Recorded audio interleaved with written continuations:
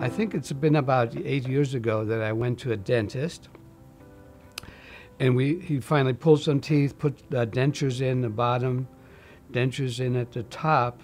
The top ones, the color didn't match up with the teeth that were remaining, and there weren't just that many teeth remaining any longer.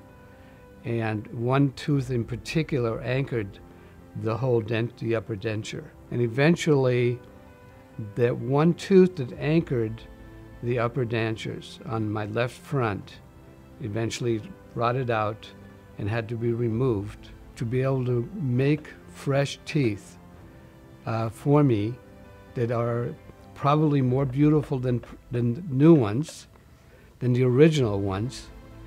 And he did all that in just 3 or 4 days. We had the operation, and then I think it was 4 days later, he was able to provide me with the uppers and lower teeth.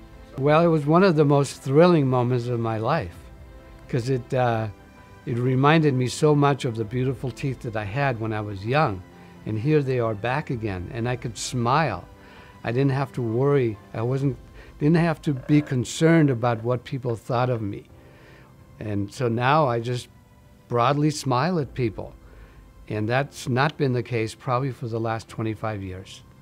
So I was really, really, really happy.